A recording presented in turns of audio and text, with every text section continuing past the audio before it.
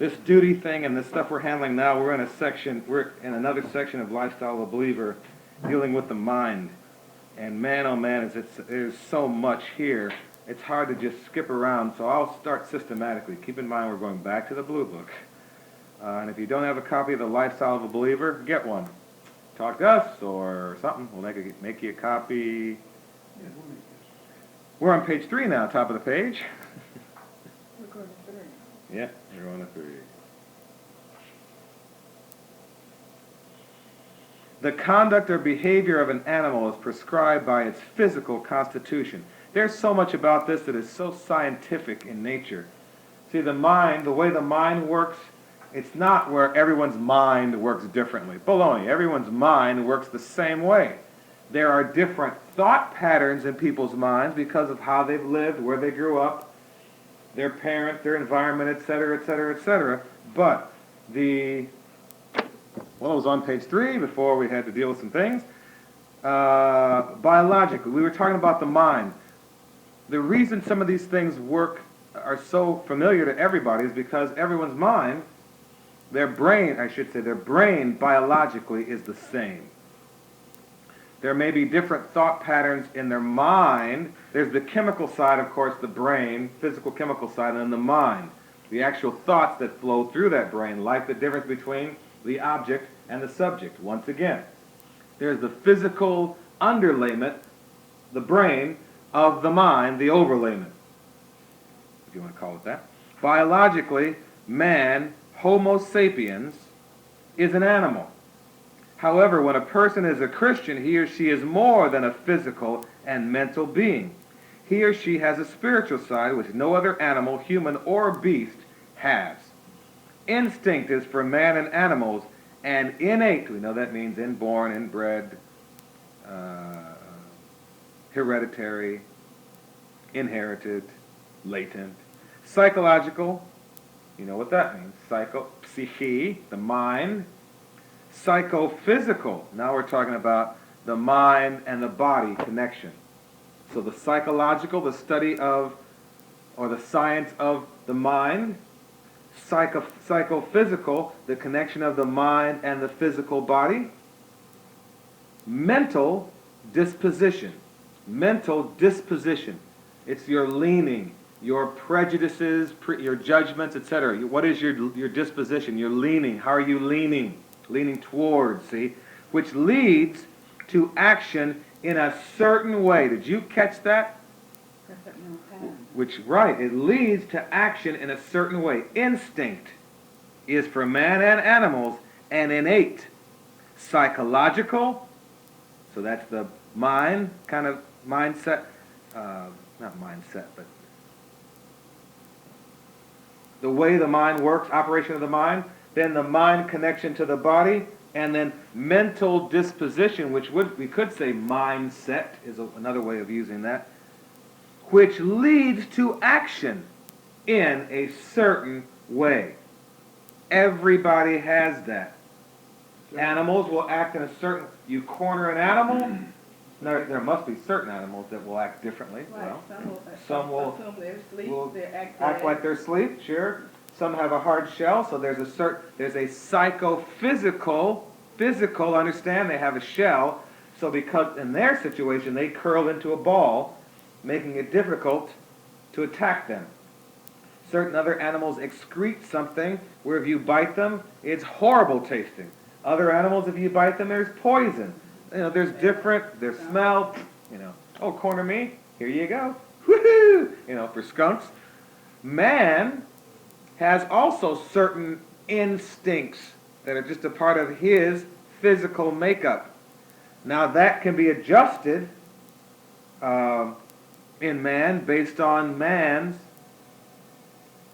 whatever. Now you start dealing with the psychology when you deal with a different environment for this person as opposed to that person.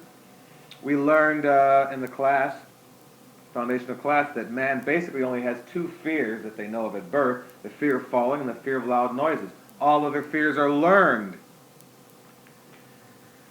The will, emotions, and reason, while all single entities, are unified in one person who is body, soul, and spirit. The will, emotions, and reason, while all single entities, are unified in one person who is body, soul, and spirit. Wow. I'll have to come back to that someday. A man's intellect is the whole person thinking. His will is the whole person choosing. His emotions are the whole person liking or disliking. Listen to this carefully. A man's belief and conduct are indissolubly bound together. Means they can't be dissolved, broken apart, as roots, trunk, limbs, branches, twigs, and fruit are organically connected to one tree. How do you like that?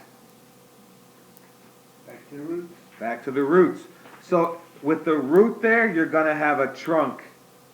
And the deeper the roots go into a person's life, the fatter that trunk's going to be. The bigger the limbs, branches, the more twigs, and the more fruit of that root.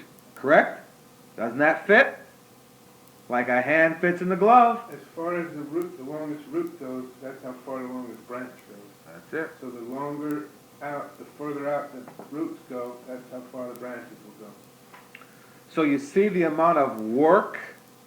There's an amount of work necessary in working with someone who has deep, long roots in an addiction scenario, for example. Now, God's Word does a tremendous amount of work that it would take a human being the rest of their lives to do without the Word.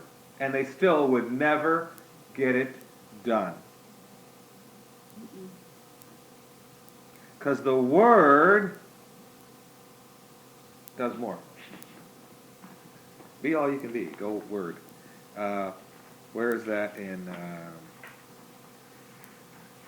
2 Corinthians?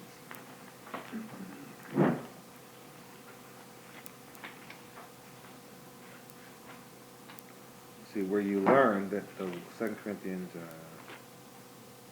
4, verse 1. Therefore, from what for? Therefore, going back to verses 17 and 18,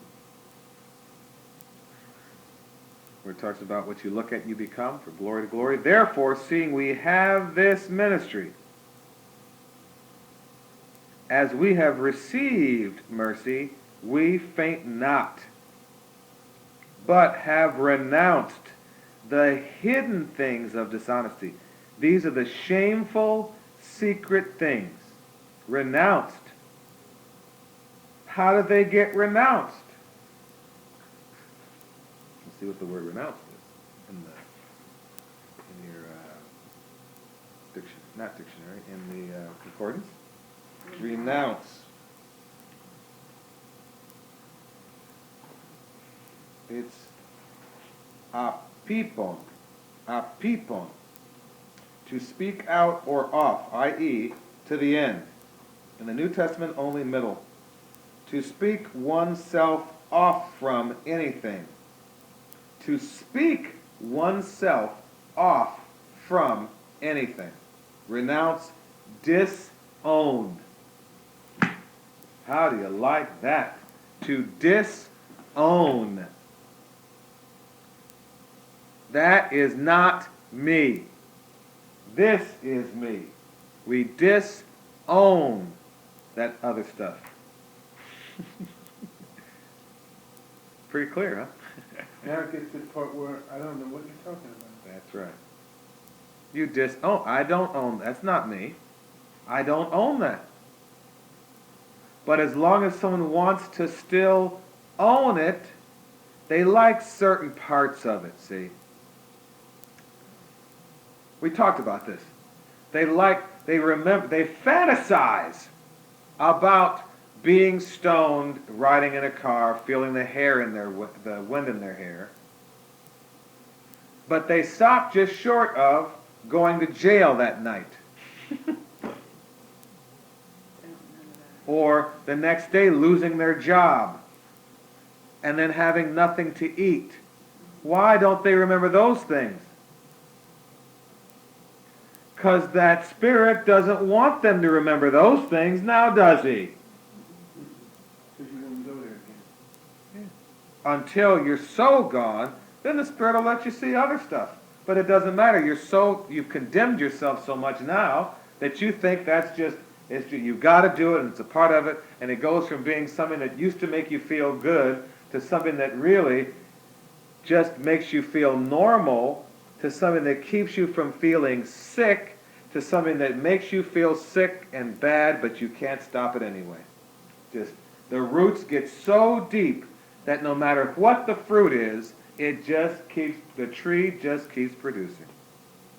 No matter how bad the fruit is. It doesn't matter. Why? Because the roots are connected to the trunk, are connected to the branch, are connected to the twig, are connected to the fruit. Then we start dealing with conscience seared with a hot iron. Oh, man.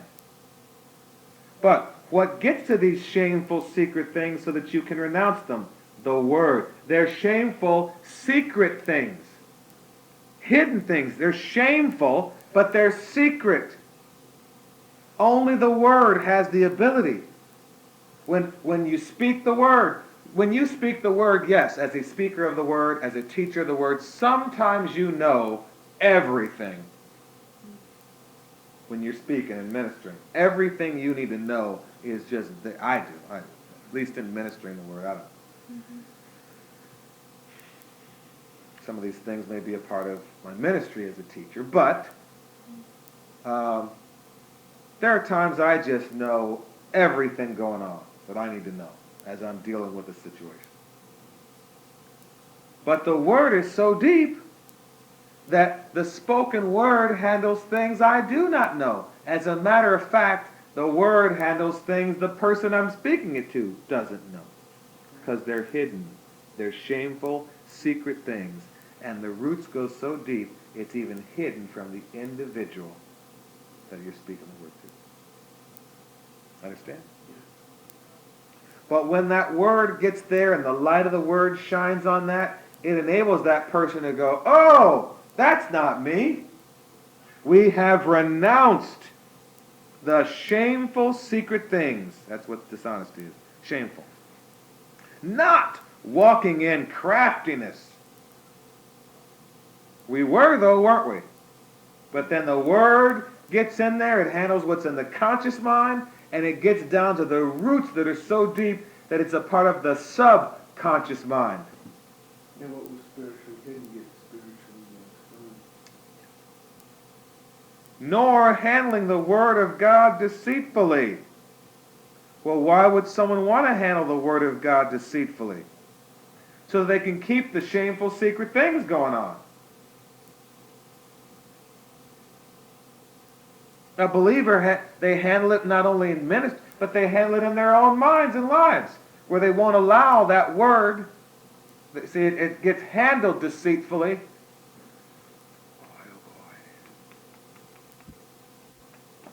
See, when spirit of slumber gets involved, do you have your advanced class syllabus handy? Yeah. Read that note on spirit of slumber, if you would. If you haven't gone to the advanced class, whoever's listening to this tape, you ought to get to one. The next one possible. It's going to be towards the back of the Spirits Academy. Okay, go ahead, Chuck. Spirit of slumber from the advanced class syllabus. The scripture citation is Romans 11:8, and the explanation we were given was, you see only what it wants you to see. It binds your eyes to whatever it wants. Blind your eyes to whatever it wants. Yeah. You know, you can read the Word to these people, and they only hear what that Spirit wants them to hear, see? and in their own lives. They could read the Word themselves and only hear what that Spirit wants them to hear. Then they can share the Word, but they only share what that Spirit wants them to share, so it gets handled deceitfully. And then they start handling the Word with others. They're addicted, refusing to change their life, and they start teaching somebody else, but they're not going to be able to teach them beyond what that Spirit allows them to teach. Therefore, they can never help anyone else get delivered of that when that Spirit's in charge. It's just wonderful. I don't know much more about it than that. But by manifestation of the truth, commending ourselves to every man's habit patterns. Conscience is nothing but mental habit patterns. Commending ourselves to every man's mental habit patterns in the sight of God. Verse 3, but if our gospel be hid, it is hid to them that are perishing, in whom the God of this world hath blinded the minds of them which believe not. This is talking about born again now. Unborn, not born again. Lest the light of the glorious gospel of Christ, who is the image of God, should shine unto or into them. People that are born again cannot be perishing. So it just started dealing with, specifically dealing with those. But we understand this operation of certain devil spirits even with people who are born again. You understand? They're not perishing. No. But No, they're not going to perish. But, boy, their lives sure get all screwed up. They're walking in craftiness, handling the word deceitfully. And, what else was it? Hidden things of dishonesty, shameful secret things. Well, the reason I got to that is because the Word, that's why I shared, boy, if the Word doesn't do it, it won't get done. Because only the Word, only God is smart enough. Only God is powerful enough, wise enough. His understanding is what? Infinite. Infinite. Only God has the understanding His Word has to get to root out all the way down to the final little bitty root tip that's alive, trying to find another place to get some water. Oh, man. Gosh, this stuff is wild. Remember, in plant auxins, auxins move away from the light.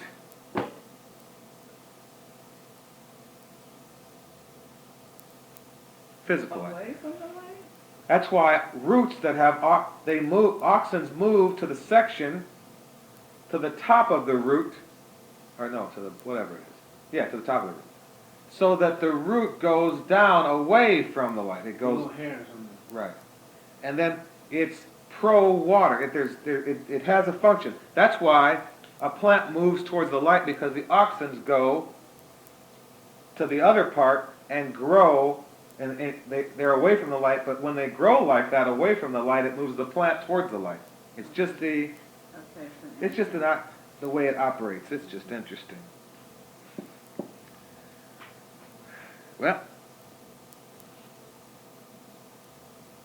organically connected to one tree. His thinking, man's thinking, is done in the light of his own interests. In the light of his own interests.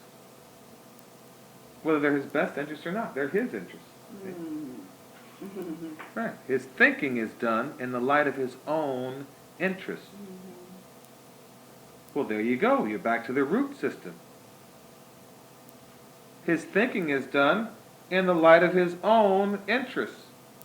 So when you get to the root of his makeup, desire, heart, thinking, all that, that's where, you understand? Conscience is a moral awareness established within us by the habit patterns we have formed due to previous teaching. It's a moral awareness established within us by the habit patterns. That's why Dr. Rose thoughts along conscious is nothing but habit patterns. You taught yourself. Yeah. That's your moral. So for the person who's addicted, what's their moral awareness? Addiction. But how could they do this, that, and the other? Easy. That's what their habit pattern is, so that's their level of moral awareness. Okay. It's okay. Of course it's okay. Because their moral, what they've built up in their habit patterns is, it's okay to have one drink. Uh-oh. But that's what's been built. Because of previous teaching. Who was the teaching from? Could have been a lot of folks. If it's in that situation, the devil's the head teacher. But Satan, culture, society, there are whole cultures where you start your kid off, right, Johnny, okay, drink it, Johnny. You're not a man until you drink it. Now let's go to the whorehouse and make you a real man. It's part of the culture. Russian, part of the culture. Sure, they're open to all kinds of stupidity. Great country to be communist. They're drunks, or were. Part of the culture. You get a whole culture. Addicted.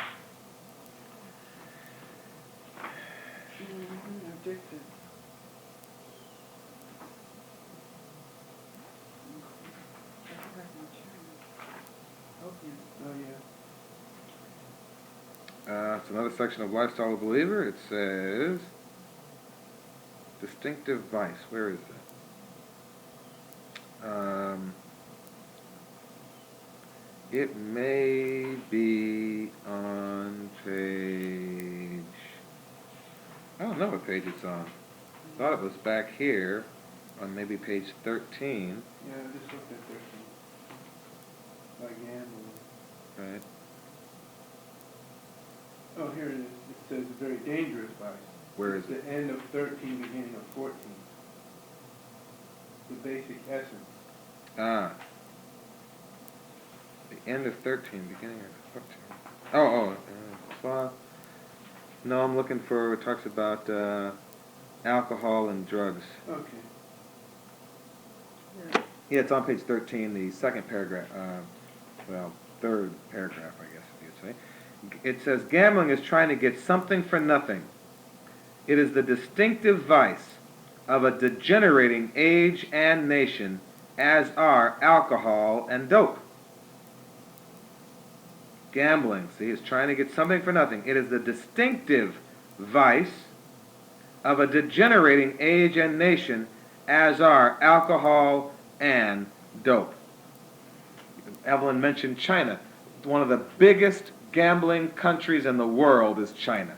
Far beyond they'll gamble on anything. It's a degenerating age and nation. Alcohol and dope, for them, same thing. The opium dens was a big deal there. I don't know about the alcohol stuff there, but gotta be there. Oh, yeah. Same thing in the U.S. The gambling just keeps moving from state to state. We want to have it everywhere. There's something for nothing. Here's the person who worked to get there. Everyone else looks and says, oh, I got to get there the same way they did. I just got, not the same way, but I got to be there. It's not fair for them to have all that money. You deserve it, We use that. They use that in part of the advertising for gambling. You deserve it. You deserve it? You deserve it if you work for it. You don't deserve it just because somebody else has it. But I want to get that something, and I want to put nothing out to get there.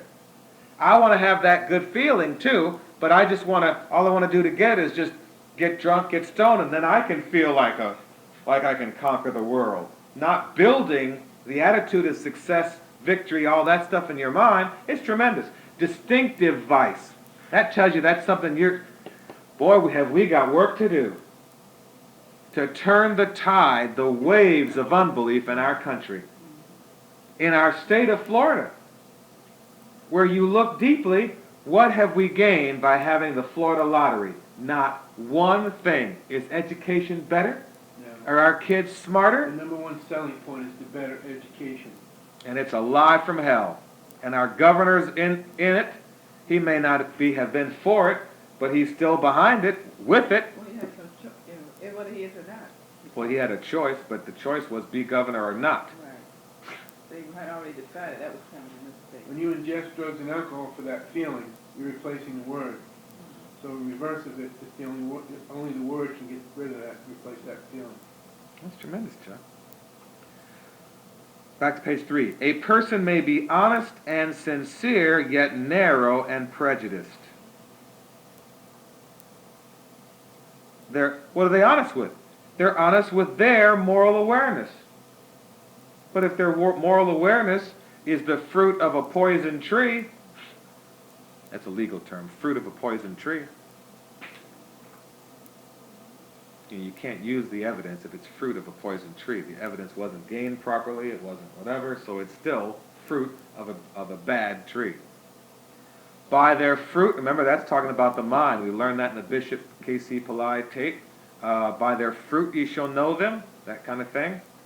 The bad tree, bad fruit, good tree, good fruit. Goes all the way down to the root. It's really something.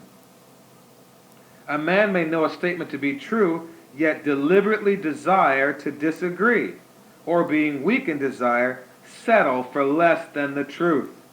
Wow. See? Why would he deliberately desire to disagree? It's not in his own interest to agree. Here's the evidence. Don't you see that what you've been doing has led you to this point? Yeah, but, no, I could stop at any time. Or whatever. Other expressions that are said. People in jail. You say things, and what are they into? Their attorney is talking to them about, you need to not, or the judge even says, look, do you realize that if you keep talking, you're going to go to prison, whatever, and they keep talking. One more word, you're going, I don't care what, oh, boom. I mean, isn't that the craziest thing you've seen? There are people on their way to prison, and the judge tells them, you open your mouth one more time, and you're off to jail, and they open their mouths. So you go, what? It's simple. Roots, trunk, limbs, branches, twigs, fruit. Their own interest is to open their mouth. It was not in their best interest, but it was their own interest. I saw a show on television where a guy was in this boot camp thing they do where you can get out of years of prison if you'll hang in for how many, was it 3 weeks, 2, a month, some short period of time? They determine it depending on what your sentence might be. So if your crime is this and it denotes this many years in prison, then, if it's a 3-year prison term, then they may say, okay, you do 6 months in boot camp, or 8 or 9 months in boot camp. Back. And yet this individual in that situation, who was in that boot camp situation, had just a short period of time compared to his sentence, and he got to the point that he refused to, there was something he was supposed to do, bend his knees or do push-ups or stand there at attention or something minor, something small. But in his mind, he decided he was not going to do it. And so he used the excuse that he felt he was tired. Not he was tired. His leg was hurting. His knee was hurting. Something like that. So they said, oh, okay, your knee hurts? First they pushed him, come on. Because what the heck? If your knee hurts, you'll have a lot better chance of being healed, not being in prison. I mean, if you wear a brace and stay out of prison, what? I mean, come on. But it was an ego thing. It was at that point, it was the fruit of a tree that still had roots in stupidity. Roots in pride and ego. So, he decided, they worked with this guy, and they worked with him. They did every kind of thing to get his attention, to put a sign on him, I'm a loser, to embarrass him, anything to get through to him. They really, because they could have just said, fine, you're out of here. Back off but they worked with him. Actually, for weeks, they put him in a little thing where he was confined, like it would be in prison. All this stuff. They talked to him. They really, it was beyond what the call of duty to work with this guy. Plus they medically checked it out, and there was no medical cause. And they said, the doctor looked at you. There is X-rays, all that money and expense for this frickin' moron. I mean, this is taxpayers' money. For this guy, of course, it's more money if he's in prison. Right. So it's really a savings if he would. And he just made up his mind that he was not going to change. And if someone does that, there is nothing you can do. If they make up their mind they are not going to change, then there's nothing you can do, because there's nothing God can do, and there's nothing His Word can do, because the Word does not violate freedom of will.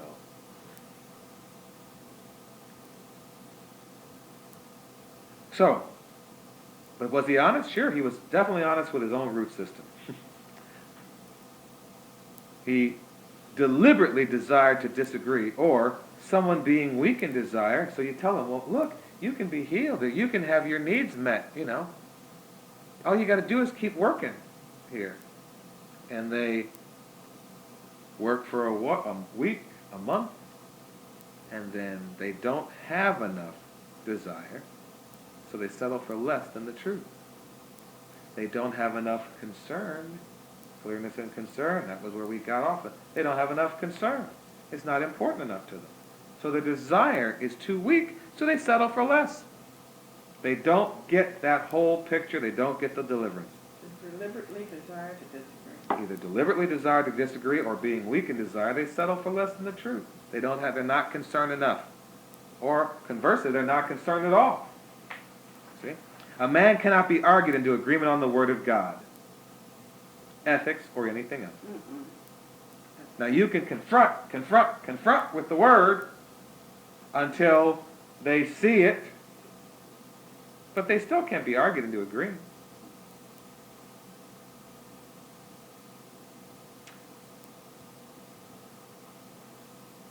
Well, the previous verse says a man may know a statement to be true. Mm-hmm. Yeah. That was true. One person may appeal to and even convince another by logical argumentation and reasoning, so that the one feels obligated to admit that the other is right according to a specific definition, yet he does not will to do what is right. Capiche? How do you like that, huh? So, you share the Word with someone. You work with them. You argue. You fight. You work. You do everything you can do to the point that they go, okay, you're right. I mean, I see it. I know you're right. Yeah. And then they don't do anything. They feel obligated to admit that you're right. They're looking at the Word. But if there isn't some other root somewhere in there, that something down in the depth of their being that says, I want to do the Word, then God has nothing to work with. See, God can work with even that hidden root. You understand that, right?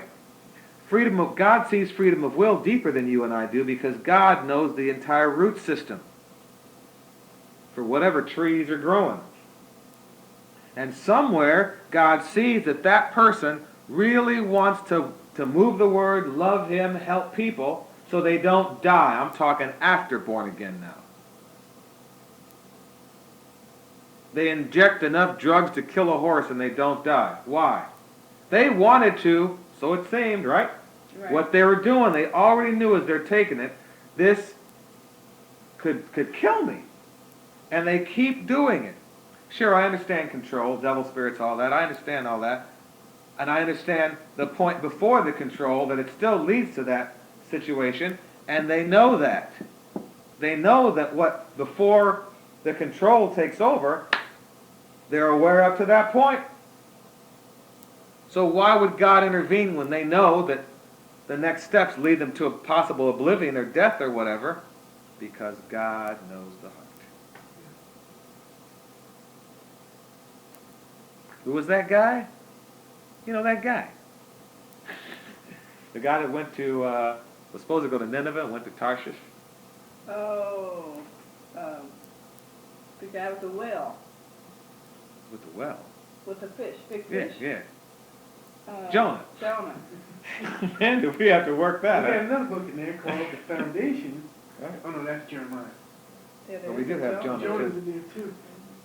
What happened with God sees freedom of will beyond what God knew that Jonah really wanted to do the word.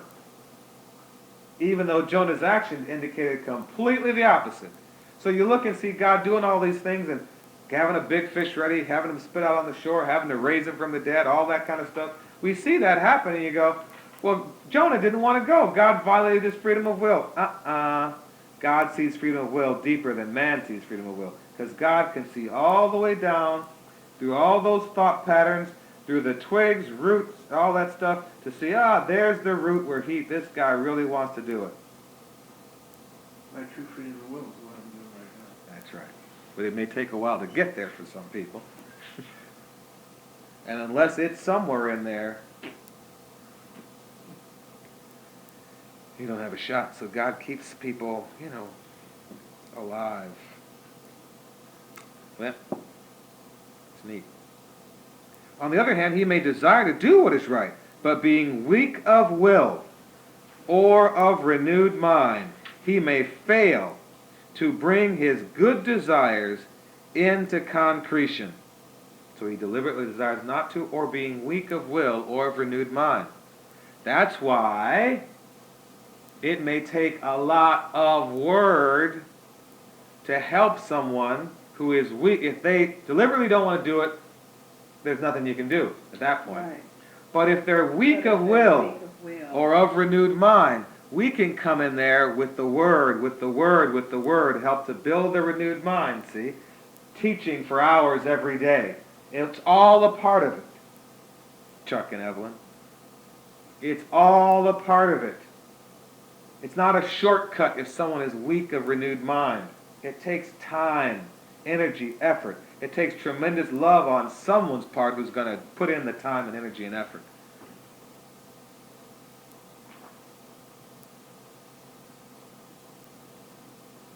Yeah.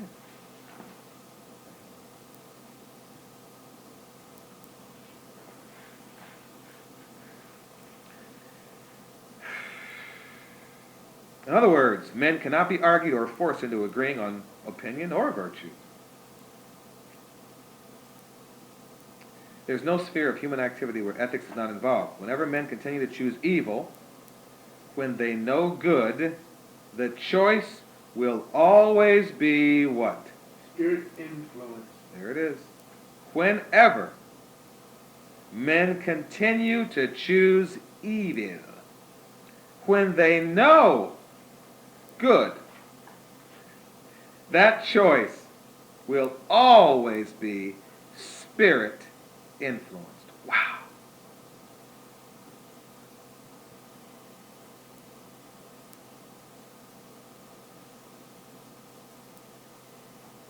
You talk about discerning the spirits, manifestation of believing. See, I want to get to, and I don't know when is going to be the time yet, but I want to get to Jesus Christ working with the men that he delivered from possession, and even also any records on the women that he delivered from that, so that we can see, what he did to help them close that trap door. And because we know things had to be involved. In some situations, he sent someone back to their hometown, to their environment. We're going to work it.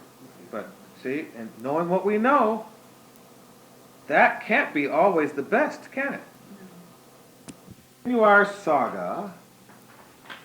Saga. This is my birthday, July 25th, 2003. I'm 46 years old. I know. What's that? 26 times. It's 26 times 2. Oh, wow. No, it's not 26 times 2. It's 23 times 2. And mom's is 23 times 3. Yeah. That's Huh? neat. She's got 123 on me. So she had me when she was 23. Yeah, but you could catch up. No, I'm not believing for that. Oh, well, we will catch up when Christ returns, but I don't want to catch up. We'll be caught up then. See how it fits? It's true. We haven't tried that yet, though. It's just true. Some things can be true without being tried. Yeah, you gotta try them. Like everything the God Word says, says. try me and see if I will not. No, what do you say? Put me to the test. This is recorded, isn't it? Yeah, it's being recorded. That was Chuck sharing his heart. Oh, gosh. And another thing. Yeah. And Evie making comments. Hey, this is my birthday, so... And I have a little placard here, a little desk, what do they call it? A little desk tent, table tent. So you know it's your birthday. That's it. Happy birthday, G-Man. God bless. 72503. AM. Okay. Well, let's see. Where did we finish yesterday? We were in Lifestyle of a Believer. Yeah. Yep. There is no sphere. This is the last paragraph at the bottom of the page 3 of Lifestyle of a Believer. There is no sphere of human activity where ethics is not involved. Whenever men continue to choose evil, when they know good, the choice will always be spirit influenced. It doesn't say spirit possession, but influence can be possession or it can just be influence. There's a massive amount of spirit influence in the world today. Is there not? Yeah. Yeah. And we know because of the habit pattern stuff that things can be kicked off within a pattern, and that spirit doesn't have to be that involved other than kicking it off. Ethics determines what is best. However, there are circumstances where what is best or right is not always possible.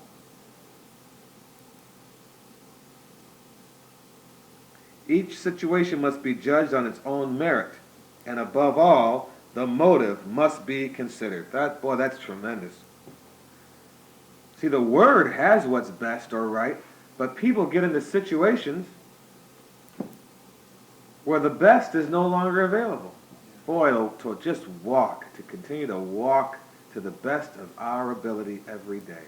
We're humans, we're people, we're screwy sometimes, but boy, to do our best every day so that the best can be available in our lives every day is a tremendous thing. You know, when you think of the Apostle Paul, for example, going to Jerusalem, the best would be for him being able to move around and speak the word and teach the word and go wherever he wants when he wanted to go. But after he violated what God told him to do, the best was no longer available. Then he had to do the best he could in that situation.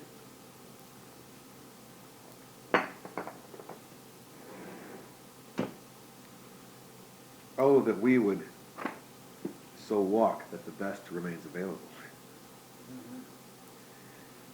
There are 3 basic propositions for man in this life. 1, man is born to live for the glory of God. 2, man is to be born again and come to a knowledge of God's word so as to effectively witness to the glory of God. 3, every man is an individual in himself and is never a means to another man's end. That's right. There are 5 categories of duty for a Christian believer, and this is where we've kind of made our departure into this area. Duty, remember, is what man ought to do. Have we come to that yet?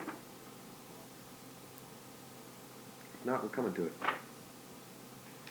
The believer's duty to God, that's number 1. We have a duty. It's what we ought to do in relationship with God, what we ought to do. The believer's duty to himself. We have a responsibility to ourselves, what we ought to do in light of our own lives. the believer's duty to the household. The household. So we're talking about those believers that stand on the accuracy of the word together with us. That's the household. The believer's duty to the family, to every Christian believer. Whether they're Trinitarian or not, we have a duty to them because they're a part of the family. Our duty, part of it, is to stand on the word regardless of what crazy things they believe. The believer's duty to society, to unbelievers. Our responsibility and duty to them, that's the 5th level. So being honest, being kind, sharing the word, these kinds of things. But we have quite a bit of duty before we ever get to an unbeliever, don't we? The presence of God is man's natural environment, quote unquote. Man as he ought to be. Well, that's the way God created man. He literally created